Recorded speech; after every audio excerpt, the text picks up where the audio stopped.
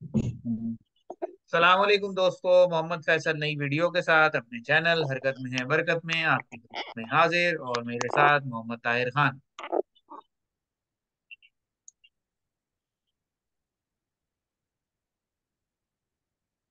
अजी अस्सलाम वालेकुम, क्या हाल चाल है सबके। थर्ड टाइम अनलकी हो गया। दौर कलंदर दो टूर्नामेंट जीत लिए थे। Tata bye bye, fish fish fish fish fish fish हो गई। आज हवा निकल गई सारी गुब्बारे से। यार मैं तो गुरूर पहले ये गुरूर सोच का रहा सर था। नीचा हो गया। और मैं भी वीडियो पे यही लगाऊंगा, शाहीन अफरीदी के गुरूर का सर सर नीचे हो गया और जमीन पे धड़ाम से आके गिर गए, और इस तरह की बातें लगाऊंगा मैं भी आज मैं तो पोस्टर। ये सोच रहा था कि ये वीडियो बनाए भी कि ना बनाए, क्योंकि कुछ ऐसा है ही नहीं अच्छा, उस क्या? मैच में जो डिस्कस करने वाला हो। फ्रॉम बॉल वन जो है, जो मुल्तान सुल्तान्स ने मार लगानी शुरू की है और आखिर तक मार लगाते रहे। और फिर उसके बाद जो है वो आखिरी 10 ओवर में जो मुल्तान सुल्तान्स ने 145 रन बनाए बैटिंग करते हुए। और हम्म। फिर उसके बाद जो है बॉलिंग में बस वो किसी भी मौके पे ऐसे नहीं लगा कि वो लाहौर जो है उसके कंट्रोल में हो। और फिर रही सही कसर वो उसामा मीर ने पूरी कर दी, 6 आउट कर दिए। पहले 4 आउट दूसरों ने किए, उसके बाद जो लगातार 6 विकेटें उसी ने ले ली। तो मैच को थोड़ा सा यूं डिस्कस करेंगे कि जी पहले बैटिंग करते हुए मुल्तान सुल्तान्स ने 214 रन बनाए। रिजवान आज जल्दी आउट हो गए, लेकिन एक अच्छी टीम की आप निशानी ये चेक करेंगे, जो रिजवान हमेशा ऊपर से आके जो है वो एक अच्छी टोन सेट कर देता है और अमूमन 50 या 50 से ऊपर बनाया जाता है। इस टूर्नामेंट में आप देखेंगे हर इनिंग में रिजवान से रन नहीं हो रहे, लेकिन टीम इतने रन कर देती है कि बाद में वो मैच बचा लेती है। आज भी यही हुआ। हाँ। रीजा हेनरिक्स और उस्मान खान ने बड़ी अच्छी इनिंग खेली 96 की। और उसके बाद तैयब ताहिर ने हम्म। बड़ी अच्छी इनिंग खेली। फिर चाचा इफ्तिखार ने आके जो है वो 50 कर दी। तो अब ये चाचा इफ्तिखार की जो सारी इनिंग्स हैं ये अब हमें गले पड़ेंगी T20 वर्ल्ड कप में, क्योंकि वहां तो जाके चाचा ने करना कुछ नहीं है। उनको सबको उसकी वीकनेसेस मालूम है, वो उस हिसाब से तैयारी करके आएंगे। तो जितनी कुट ये यहाँ मार रहा है PSL में, अब ये हमें वर्ल्ड कप में गले पड़ेंगे।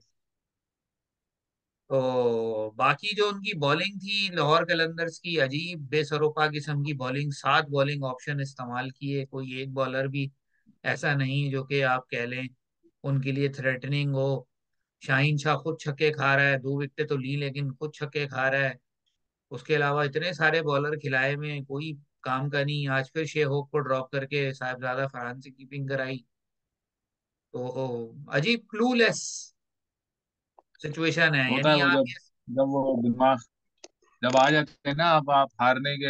हम इतने मजबूत तो होते नहीं है, आपको पता है डोमेस्टिक लेवल पे इतनी कप्तानी तो की नहीं होती। हम्म, ये सैफी भाई का ही दम था कि इंटरनेशनल की भी कप्तानी कर रहे थे और PSL भी जीत ली थी। इसके अलावा कोई भी कप्तान अभी तक इंटरनेशनल लेवल की कप्तानी कर रहा है और जीता नहीं है अभी। ये सैफी भाई का दम था। उन्होंने ही कर लिया ये जो कर लिया, और वो हो गया। अब ये शाहीन और ये सब कुछ, ये शायद मीडिया प्रेशर या जो भी सोशल मीडिया के प्रेशर, या फिर लॉबी, या फिर जो उनका ग्रुप है इंजमाम का 8 बंदों के साथ का, वो सब ग्रुप की वजह से शायद कप्तान वगैरह तो बन गए।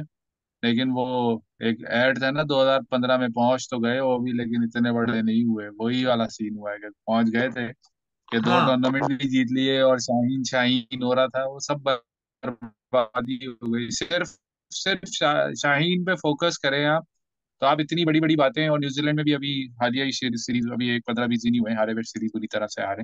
तो आप वो अंदाजा लगा सकते हैं कि हम जब कप्तान बनाते हैं ना, तो हम उस वक्त ये नहीं देखते कि इसके इसके पास क्या है और ये आगे क्या लेके जाएगा। क्योंकि हमारे कप्तान, आपको पता है, इस तरह तो बनते नहीं कि इसने पीछे क्या की है, कप्तानी की है बाबर को बिला वजह में, जैसे 2019 में कप्तान बना दिया गया था। कोई वो नहीं था कि कोई तू कोती, बाबर वैसे भी कर सकता था अपनी, यानी एक खिलाड़ी के तौर पे खेल सकता था लंबे अरसे।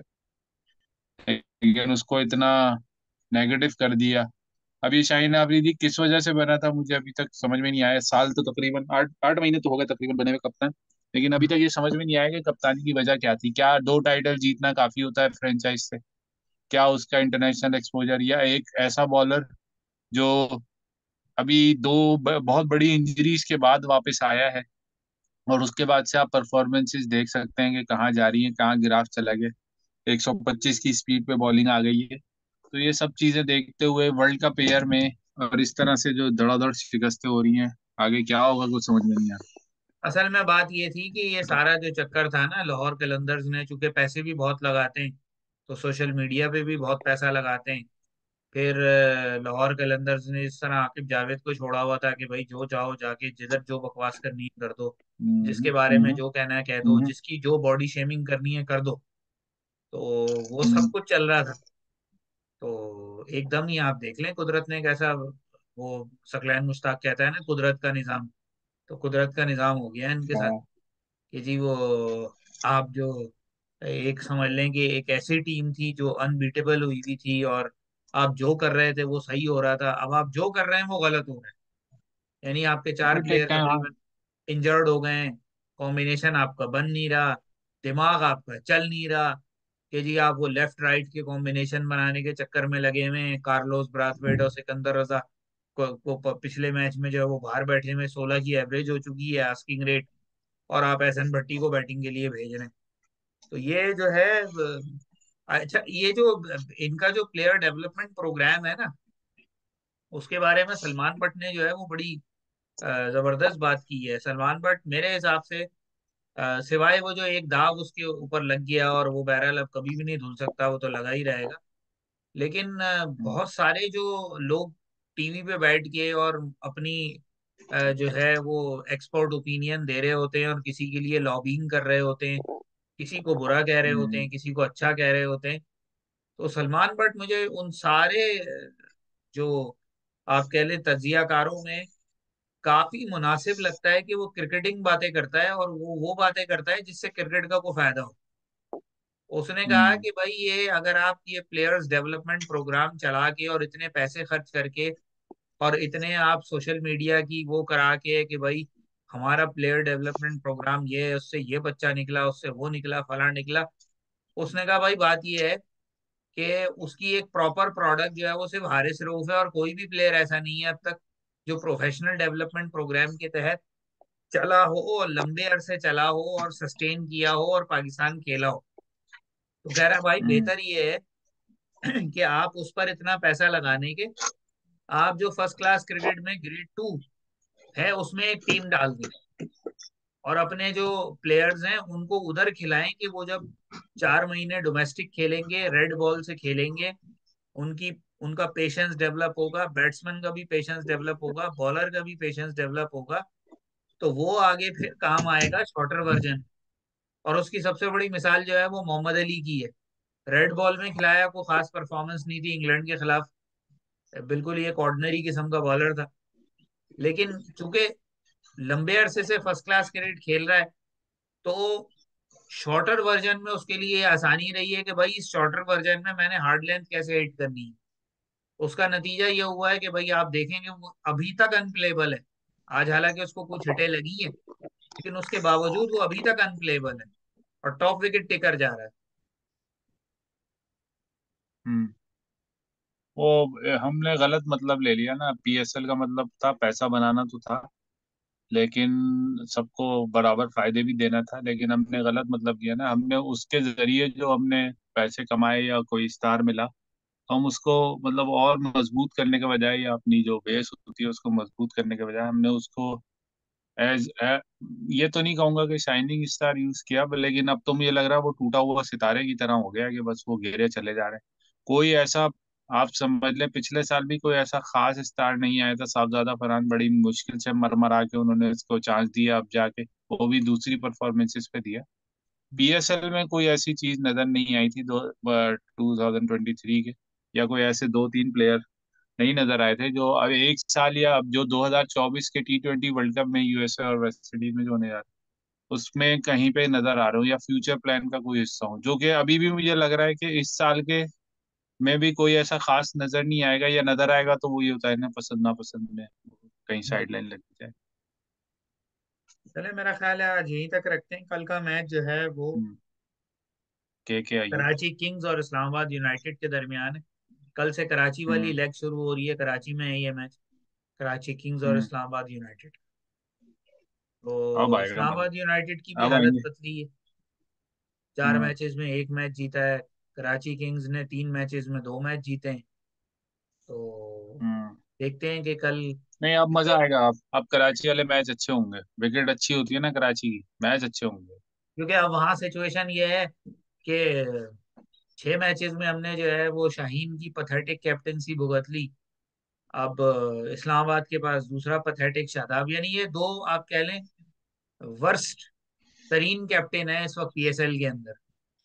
ये बिल्कुल दिमाग से फारिग कप्तानी करते हैं, कोई यानी कोई क्लू नहीं किस किस्म की वो बैटिंग से वो अरेंजमेंट होती है, कोई बैटिंग ऑर्डर का पता नहीं, कोई मालूम नहीं कि हम्म। भाई करना क्या है। बस अलल टप जो है वो हम्म। चले जा रहा है मामला, साथ साथ बॉलर खिला रहे हैं, बैट्समैन है ही नहीं। हम्म। तो अजीब यानी बेतुकी हिसाब किताब है, कुछ समझ नहीं आती कि ये करना क्या चाहते हैं। वो जो करना चाह रहे हैं वो हो नहीं रहा, जो हो रहा है वो उनको पता नहीं है कि क्या होगा। वही वाला चलें, बहरहाल बहरहाल कल कराची और हम्म। इस्लामाबाद के मैच में तो फिर अभी अभी तक तो जो सूरत हाल है वो कराची ही फेवरेट लग रही है, क्योंकि नहीं यार, मुश्किल होगा मैच। इस्लामाबाद जीत सकता है, वो बबलू बबलू हिटिंग फॉर्म में अगर आ गया तो। कराची की विकेट का बता रहा हूँ ना, विकेट अच्छी है, इन लोगों को फायदा होगा। कराची के पास ओवरऑल लग नहीं रहा इतने बड़े हिटर हैं, क्योंकि शोएब मलिक अपनी जिंदगी गुजार चुका है और पोलार्ड भी अपनी जिंदगी गुजार चुका है पूरी पूरी। शान मसूद से आप इतना एक्सपेक्ट नहीं कर सकते कि वो आगे को 30 बॉल पे कोई 50-60 रन बना देगा तो। लेकिन है वो अभी मतलब जो आपने फायर कहा पावर ना, फिर भी। जिस तरह की ये विकेट्स हैं ना, इन विकेट्स पे शान मसूद बना सकता है।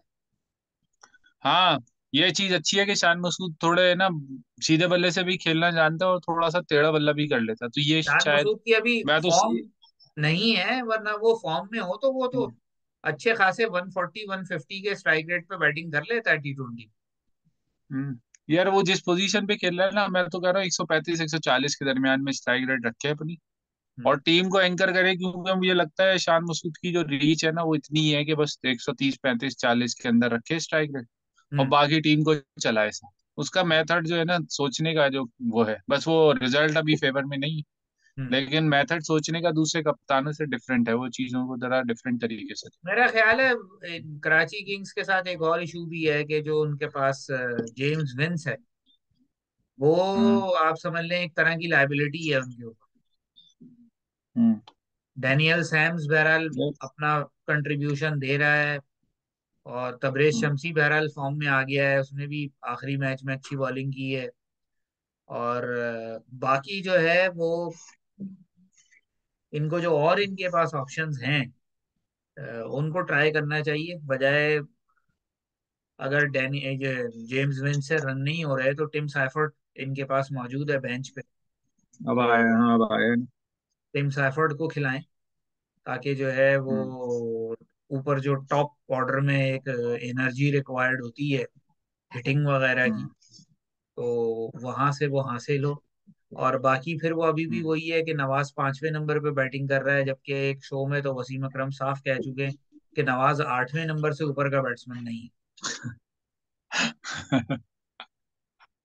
8वें नंबर पे आपने खिलाना है तो ठीक है, अदरवाइज वो उससे ऊपर का बैट्समैन नहीं है, आप उसको 5वें 6वें नंबर पे खिलाने का कोई फायदा नहीं।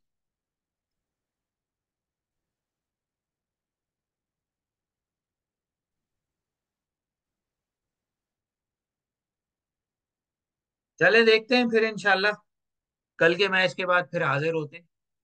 तब तक के लिए इजाजत, अल्लाह हाफिज।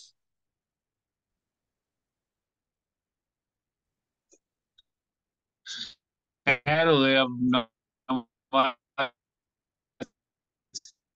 के ऊपर टाइम नहीं करें, इंशाल्लाह कल के में देखें।